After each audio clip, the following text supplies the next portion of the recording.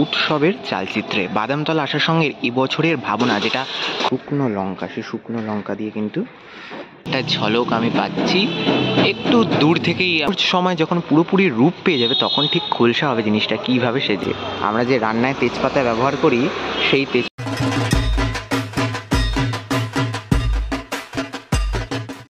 সকলকে স্বাগত জানাই আরও একটি নতুন ভিডিওতে। আর আজকের এই ভিডিওতে আমি ঘুরে দেখাবো দক্ষিণ কলকাতার যে পুজোগুলিকে তোমরা কোনো দিনও মিস করতে চাইবে না, কোনো বছরে না, কোনো সময় না।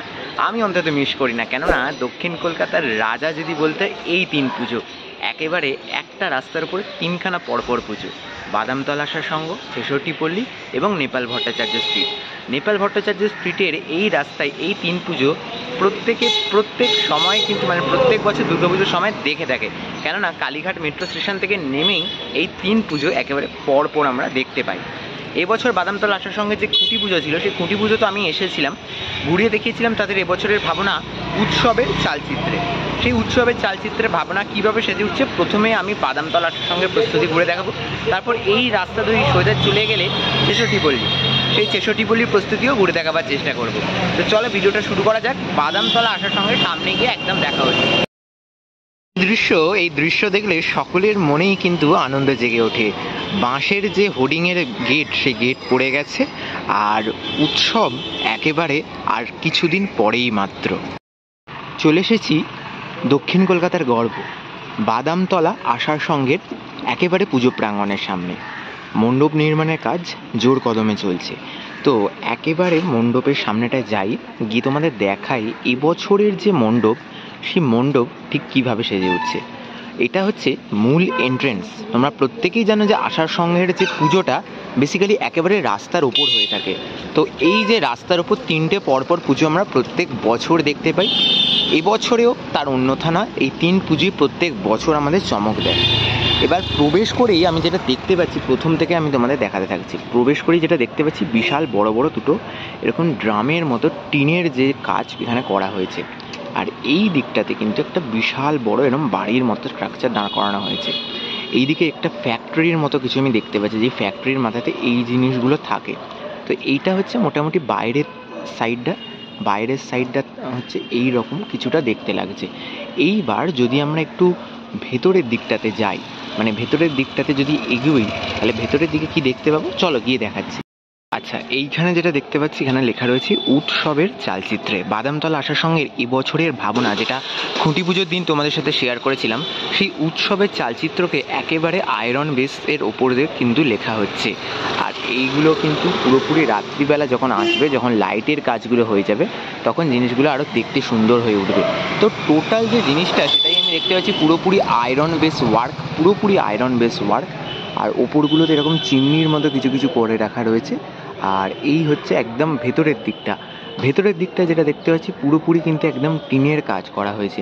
একদম টিন থেকে শুরু করে বিভিন্ন যে লোহার আয়রন যে মেটেরিয়াল, সেই আয়রন মেটেরিয়াল ঝালাই করে পুরোপুরি রেডি করা হয়েছে। তো এইখানটাতে মোটামুটি এরকম টিনের একটা বড় চুল্লির মতো কিছু একটা এরকম বড় পাথের মতো করা হয়েছে, যেটা পুরো ভেতর থেকে কানেক্ট করা রয়েছে। এবং তার সাথে সাথে ভেতরের দিকটা যদি বলি, ভেতরের দিকটাতে কিন্তু এখন মাতৃপ্রতিমা রয়েছে। তাই মাতৃপ্রতিমা যেহেতু এখন দেখানো যাবে না, ঢাকা রয়েছে, মাতৃপ্রতিমা অবশ্যই তোমরা পুজোর সময় দেখতে পাবে। আর এই হচ্ছে মোটামুটি এই যে মাতৃপ্রতিমার যে দুটো দিক, তার মধ্যে একটি দিকে কিন্তু এইরকম একটা বাড়ির জানলার মতো করা রয়েছে পাট। আচ্ছা, এবার রাস্তার ঠিক ওই দিকটা থেকে এই দিকটায় চলে এসেছি। তোমরা যেভাবে রাস্তায় নেমে দর্শনার্থীরা ঠিক এই রাস্তা ধরে ধরে এই দিকে সোজা ছেষট্টিপল্লীর দিকে চলে যায়।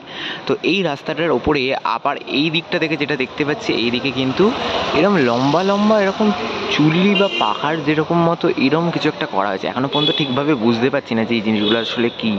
পুজোর সময় যখন পুরোপুরি রূপ পেয়ে যাবে, তখন ঠিক খোলসা হবে জিনিসটা কিভাবে সেজে উঠছে। আর যদি একদম ওই দিকটাতে দেখাই, ওই দিকটা তো পুরোপুরি কিন্তু একেবারে আয়রন বেস কাজ করা হয়েছে। আর এই আয়রন বেস কাজ কিন্তু টোটাল মণ্ডপ জুড়ে এবছরের বাদামতলা আসার সঙ্গে পুরোটাই কিন্তু এইভাবে আয়রন বেস কাজ দিয়ে কিন্তু টোটালটা সেজে উঠেছে।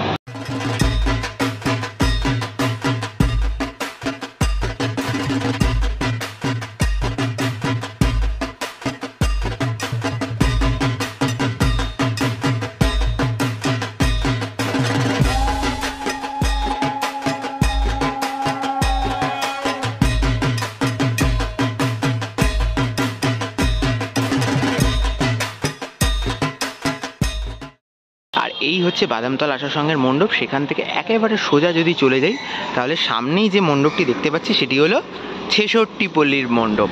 এবছরের ৬৬ পল্লীর মণ্ডপের বা ৬৬ পল্লীর যে থিম সেটি হচ্ছে ৫ ফোড়ন, পুজোর ৫ ফোড়ন। এখানে আমি একটা ব্যানার দেখতে পাচ্ছি। আর এবছরের এই ৬৬ পল্লীর ভাবনায় কিন্তু ৫ ফোড়ন রয়েছে। এবার ৫ ফোড়ন ভাবনাটা কি সেটা, আর যেটা দেখতে পাচ্ছি ৬৬ পল্লীর যে একেবারে মণ্ডপের সামনে দুটি আলাদা আলাদা মঞ্চ হয়েছে দুদিকে, এবং এইটি হচ্ছে মূল যে এন্ট্রেন্স। এই মূল এন্ট্রেন্স দিয়ে ঢোকার পর আমরা ঠিক যেভাবে আমরা দর্শনার্থীরা দর্শন করি প্রত্যেকবার মাতৃ প্রতিমা, তার সাথে সাথে কিন্তু এই যে একদম ফার্স্টে ঢুকেই কিন্তু এই দিকটা দেখতে পাচ্ছি এরকম একটা বড় ঘরের মতো করা হয়েছে, যেগুলোকে কিন্তু একেবারে পুরো কাপড়ের ওয়ার্ক করা হয়েছে। এগুলোতে হয়তো রঙের কাজ হবে ইন ফিউচার, যখন পুজো সামনে এগিয়ে আসবে তখন কিন্তু আরও তাড়াতাড়ি রঙের কাজে সেজে উঠবে। আর ঠিক একইভাবে এই দিকেও আরও একটি ঘর মতো করা রয়েছে। তো একেবারে সামনে রয়েছে মূল যে মণ্ডপ আর মূল যে মাতৃ প্রতিমা। তো এই হচ্ছে একেবারে মূল মণ্ডপের অন্দরমহল। আচ্ছা, এখানে যেগুলো তোমাদের দেখাচ্ছিলাম এগুলো অনেকটা কিন্তু হেঁসেল ঘরের মতো কিন্তু করা হয়েছে এই জায়গাগুলিকে। ঠিক এইখানে যেমন রয়েছে ঠিক তার বিপরীতেও কিন্তু আরও একটি এইরকম হেঁসেল ঘরের মতো রয়েছে, আর তাকে অতিক্রম করেই তোমাদের যেতে হবে একেবারে মূল মণ্ডপের ভেতরে। আর তোমাদের জানাই ৬৬ পল্লীর এই এবছরের ৫ ফোড়ন থিম কিন্তু আসলে মশলার মণ্ডপ হতে চলেছে। কেননা এই যে এখানে মণ্ডপের ভেতর ঢুকেই যেটা দেখতে পাচ্ছি এই জায়গাটা কিন্তু পুরোপুরি তেজপাতা দিয়ে করা হয়েছে।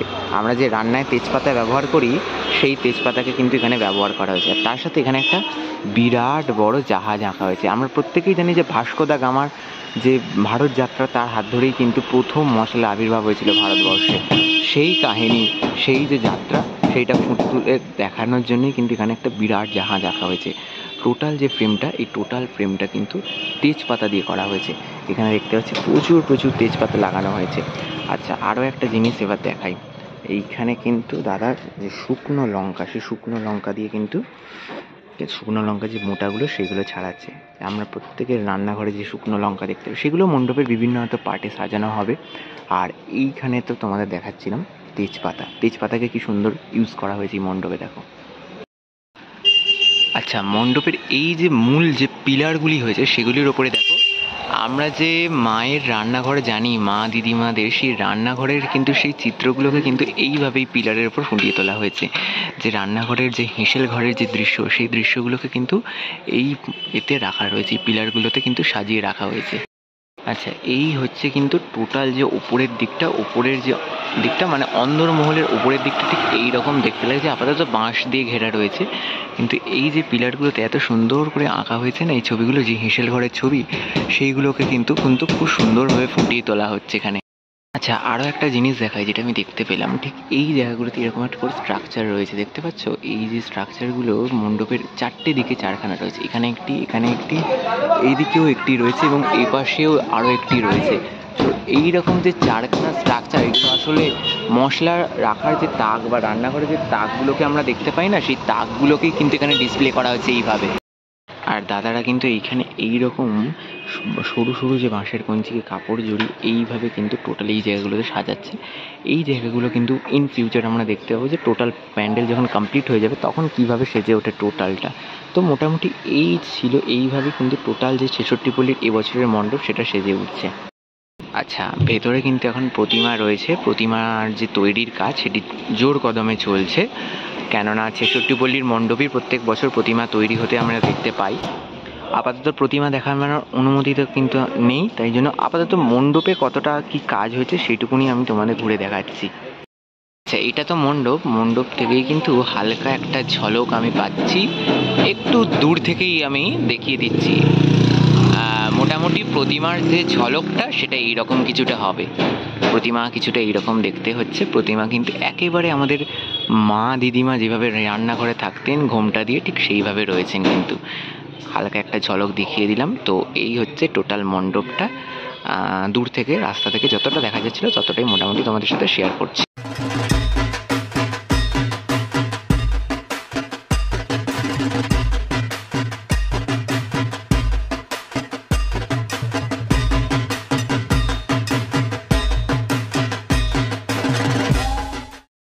ছেষট্টি পল্লীর এবছরের যে ভাবনা পাঁচ ফোড়ন সেটা সম্বন্ধে জানিয়ে রাখি কিছুটা। এবছরে ছেষট্টি পল্লীতে একেবারে যে মশলার মণ্ডপ, সহজ পাচ্য ভাষায় যদি তোমাদের বোঝাতে চাই, মশলার মণ্ডপ পাঁচ ফোড়ন। আমরা রান্নায় যে পাঁচ ফোড়ন ব্যবহার করে থাকি, সেই পাঁচ ফোড়ন মানে কি মশলা, বিভিন্ন মশলা দিয়ে কিন্তু মণ্ডপ সেজে উঠছে। এই বছরের ছেষট্টি পল্লীর মূল আকর্ষণ এই মশলার মণ্ডপ। যদিও মশলার মণ্ডপ কলকাতা দুর্গাপুজোর আগেও হয়েছে, তবে একটু নতুন রঙে নতুন সাজে ছেষট্টি পল্লী আমাদের এবছর এই মশলার মণ্ডপ উপহার দিতে চলেছে।